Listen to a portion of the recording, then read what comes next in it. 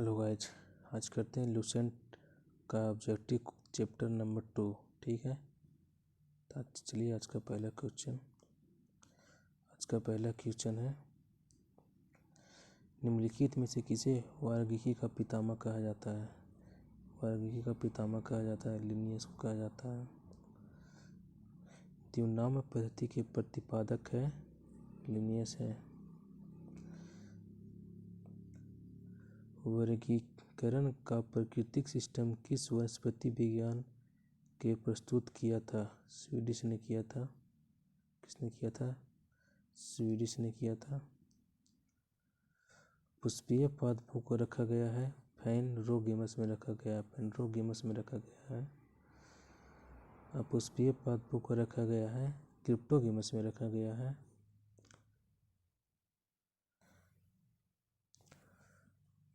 वर्गीकरण की आधारिक इकाई होती है स्पीशीज होती है। क्या होती है?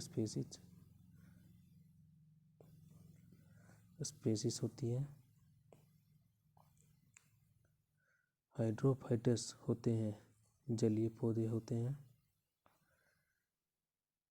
द्विनाम पद्धति का अभिप्राय है पौधे के नामों के दो शब्दों में लिखना जो बताता है उनकी वंश तथा जाति की।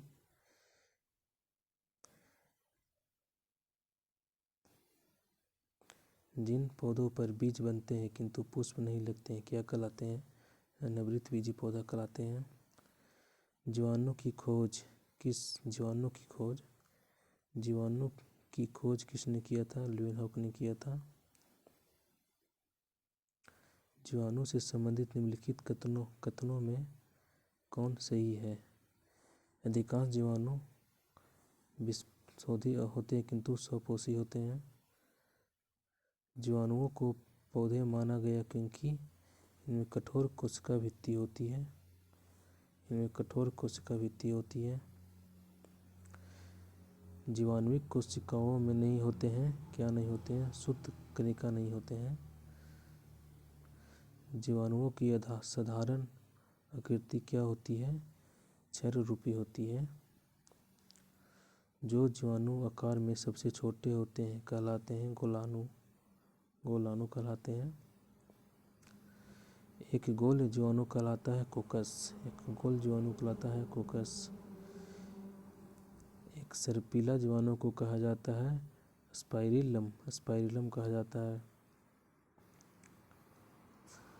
वास्तविक केंद्रक किसमें अनुपस्थित होता है? जीवाणु में उपस्थित होता है। निम्नलिखित में से कौन सर्वाधिक संख्या में पाया जाता है? जीवाणु पाया जाता है। बैक्टीरिया में पाए जाने वाला प्रकाश संश्लेषित आशय कहलाता है वर्णकील लवक कहलाता है। पाश्चर पद्धति है रोग की जर्म थ्योरी के लिए। निम्नलिखित में से सबसे छोटा जीवाणु है माइकोप्लाज्मा है। जो जीवाणु सीधे ही वायुमंडलीय नाइट्रोजन को नाइट्रोजन के यौगिक में बदलते हैं कहलाते हैं नाइट्रोजन स्थिरीकरण जीवाणु। मूल ग्रंथिकाओं पाई जाती है कुछ ल्यूमिनस पादपों तथा कुछ अन्य पौधे में भी। अधिक नमक वाले अचार में जीवाणु जीवित नहीं रह पाते क्योंकि ये जीवद्रव्य कुचित हो जाते हैं और इस तरह मर जाते हैं। मानव की आंत में पाए जाने वाला जीवाणु है एसर्सियो कोलाई है। तपेदिक टीबी उत्पन्न करने वाला जीवाणु है माइकोबैक्टीरियम। क्या है? माइकोबैक्टीरियम। भोजन की विषाक्तता उत्पन्न होती है क्लोस्ट्रीडियम बोटुलिनम के द्वारा। एंटीबायोटिक्स अधिकांशतः प्राप्त होती है जीवाणु से। यदि एक जीवाणु कोशिका प्रति 20 मिनटों में विभाजित होती है तो 2 घंटों में कितने जीवाणु बनेंगे? 64 बनेंगे। नाइट्रोजन यौगिकीकरण में निम्नलिखित में से कौन सी फसल सहायक है? फली। नाइट्रोजन स्थिरीकरण में लेग हीमोग्लोबिन का क्या कार्य है? ऑक्सीजन का अवशोषण करना। चाय की पत्ती के क्यूरिंग में किसका उपयोग किया जाता है? चाय की पत्ती के क्यूरिंग में किसका उपयोग किया जाता है? जीवाणु का उपयोग किया जाता है। मृदा में धान की पैदावार बढ़ाने वाला मुक्तजीवी जीवाणु कौन सा है? एना बीमा है। प्रशीतन खाद्य प्रशिक्षण में मदद करता है। कम करता है जैव रासायनिक अभिक्रिया की दर में कम करना। दही जमने में निम्नलिखित में से किस सूक्ष्मजीव का प्रयोग किया जाता है? लैक्टोबैसिलस का प्रयोग किया जाता है। निम्नलिखित में से किसके द्वारा दूध खट्टा होता है? बैक्टीरिया के द्वारा दूध खट्टा होता है। दूध के दही के रूप में जमने का कारण क्या है? लैक्टोबैसिलस है। निम्न में से कौन सा सहजीवी नाइट्रोजन यौगिकीकरण जीवाणु है? राइजोबियम। सर्वप्रथम विषाणु की खोज किसने की? इवानोव्स्की ने की। विषाणु माने जाते हैं सजीव और निर्जीव के बीच एक ट्रांजिशनल ग्रुप। सजीव और निर्जीव के बीच एक ट्रांजिशनल ग्रुप माने जाते हैं। निम्नलिखित में से किसमें एंजाइम नहीं पाए जाते हैं? किसमें एंजाइम नहीं पाए जाते हैं? विषाणु में एंजाइम नहीं पाए जाते हैं। टीएमवी शब्द संबंधित है। टीएमवी शब्द संबंधित है विषाणु से संबंधित है। हाइड्रोफोबिया रोग उत्पन्न होता है विषाणु से होता है। कुत्ते के काटने से जिस विषाणु के द्वारा आघात रोग उत्पन्न होता है क्या कहलाता है? हाइड्रोफोबिया कहलाता है। चेचक के लिए टीके का विकास किया एडवर्ड जेनर ने किया। एडवर्ड जेनर ने खोज की चेचक का टीका।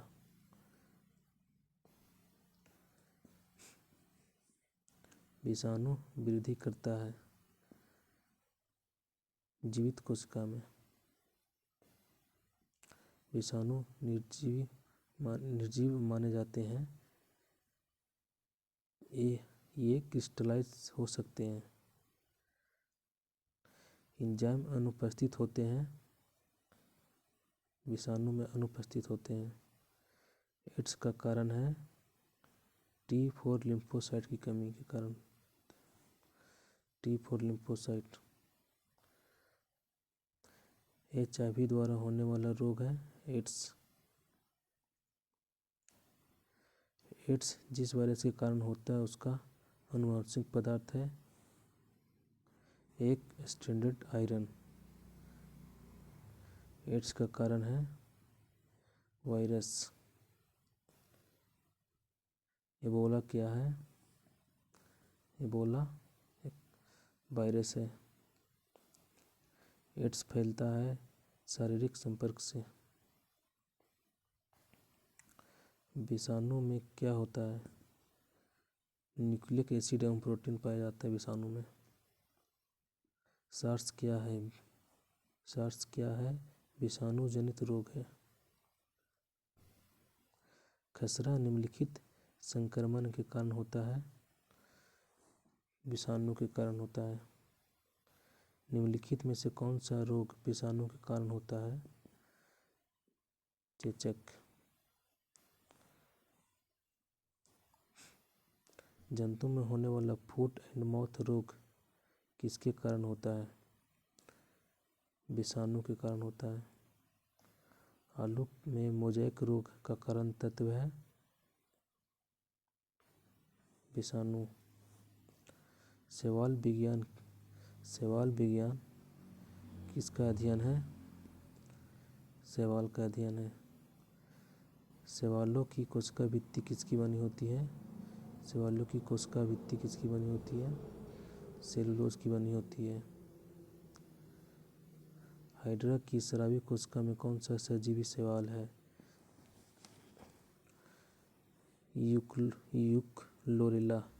यूक्लोरेला पाया जाता है। सरगासो समुद्र का नाम पड़ा शैवाल के कारण। गलगंड रोग से बचा जा सकता है और कुछ समुद्री खरपतवार खाने से इनका इलाज हो सकता है क्योंकि इसकी प्रचुर मात्रा में आयोडीन पाया जाता है। किस शैवाल में आयोडीन प्राप्ति होती है? किस शैवाल से आयोडीन प्राप्ति होती है? लेमिनेरिया से प्राप्ति होती है। केल्प प्राप्त होती है समुद्र शैवाल से। निम्नलिखित में से कौन सा स्वपोषी है? शैवाल स्वपोषी है। निम्नलिखित में से कौन जैव उर्वरक के रूप में उपयोग होता है?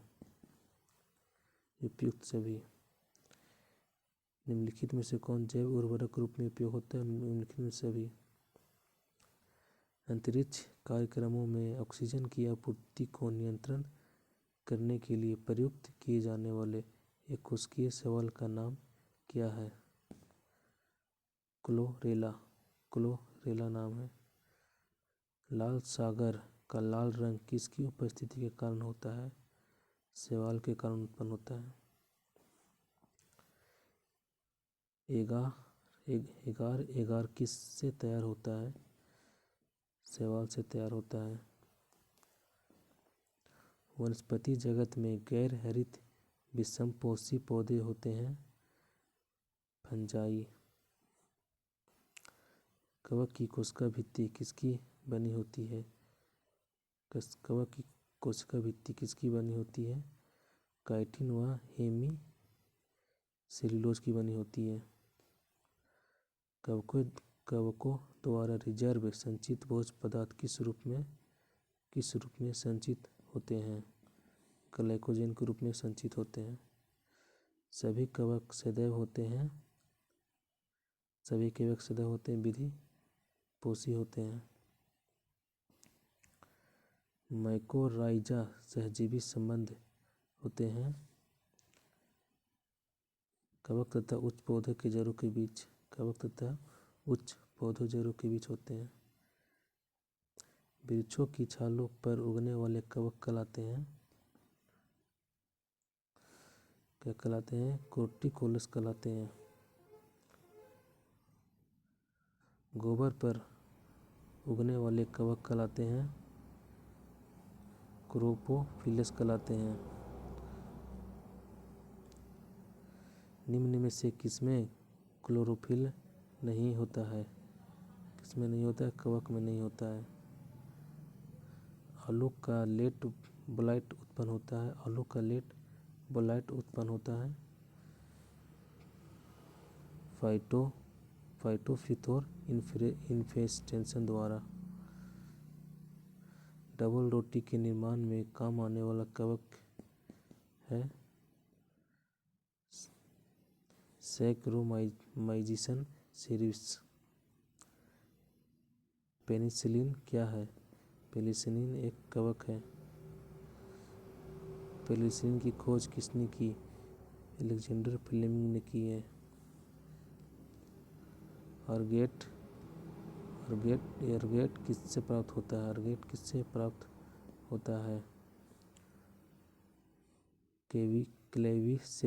होता है? क्लेविसेप्स से प्राप्त होता है। औद्योगिकी स्तर पर पेनिसिलिन प्राप्त किससे किया जाता है? पेनिसिलियम क्रायोसोजेनम से किया जाता है। ईस्ट में कायकी जनन होते हैं मुकुल द्वारा। जब गेहूं के गूथे हुए आटे में ईस्ट कोशिका मिलाई जाती है तो डबल रोटी कोमल और छिद्र युक्त हो जाती है क्योंकि इसमें कार्बन डाइऑक्साइड उत्पन्न कर रोटी की स्पंजी बना देता है। निम्नलिखित में से कौन खाने योग्य कवक है? निम्नलिखित में से कौन खाने योग्य कवक है? एगेरिकस है। LSD किससे प्राप्त होता है? कवक से प्राप्त होता है। विस्तृत स्पेक्ट्रम प्रतिजैविक किससे उत्पन्न होता है?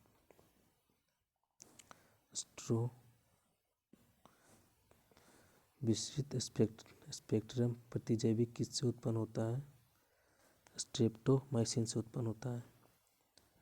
स्ट्रेप्टोमाइसिन को किसके पृथक किया जाता है? बॉक्समैन से पृथक किया जाता है। टिक्का रोग किसमें उत्पन्न होता है? टिक्का रोग मूंगफली में उत्पन्न होता है। गन्ने में लाल सड़न रोग किसके द्वारा होता है? कवक के द्वारा होता है। सामान्य खाद्य छत्रक क्या होते हैं? कसकर ठसाठस भर जल के कारण होते हैं।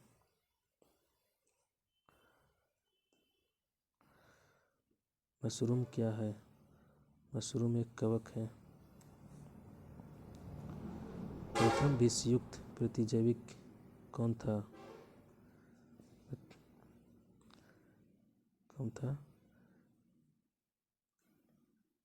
पेनिसिलिन। एथलीट फुट नामक बीमारी किससे उत्पन्न होती है? एथलीट नामक बीमारी किससे उत्पन्न होती है?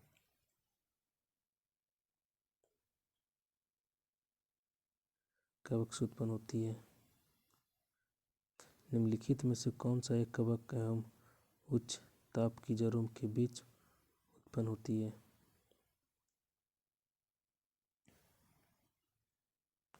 माइकोराइजस होती है।